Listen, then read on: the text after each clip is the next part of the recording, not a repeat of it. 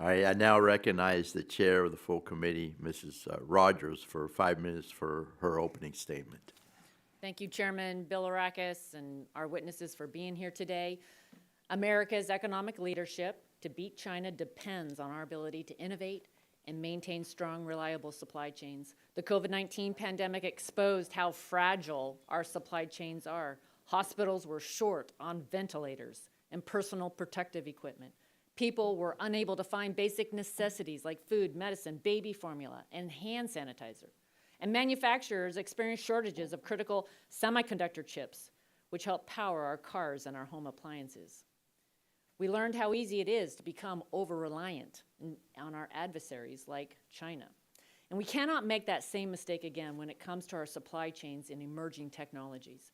Our national and economic security depends on American technology and our leadership. At last week's Senate Summit on Artificial Intelligence made clear AI has become a top priority for lawmakers. A recent Commerce Department report, which was required by legislation from this committee, stressed that in order to lead in AI and other technologies, the U.S. needs a national data privacy and security framework. I agree that that is key, and I know many join me in that. But it's not just for AI, it's for American tech leadership more broadly, which is why we've been working on legislation to protect America's information online and prevent China from surveilling and manipulating Americans. In order to make sure these technologies are developed here in the U.S., we also need to embrace innovation and entrepreneurship. That's the American way. We will never outspend China, nor should we even attempt to. Trying to do so wastes taxpayer dollars, it hurts small businesses and startups, and it cedes our leadership and technology and that future to the Chinese Communist Party. To grow our economy, to boost jobs, ensure that the U.S., not China, is developing these technologies of the future, we need solutions that unleash innovation and spur investment in these key technologies.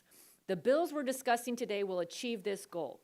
3 years ago, committee Republicans authored legislative proposals to secure American leadership in emerging technologies critical to our long-term global competitiveness, like artificial intelligence, blockchain, and the Internet of Things. And several of these proposals became the bipartisan American Compete Act of 2020. If we fail to adequately secure our supply chains, the technologies we rely on every day will be vulnerable to malicious actors and adversaries like China who want to use these technologies to exploit and surveil Americans and their families. That includes homes, cars, phones. Nearly every moment of every day could be accessible by China and other bad actors. A regime like the CCP, which suppresses free speech, surveils its own citizens to control them, and commits countless human rights violations, should not control the tech future. We saw this when Chinese-based Huawei infiltrated our communications networks. And now we're seeing China testing their self-drive technologies on American roads. We must ensure technologies of tomorrow are developed in an ecosystem that promotes American values and promotes American data and our privacy. I look forward to today's discussion, and I'd like to yield the remainder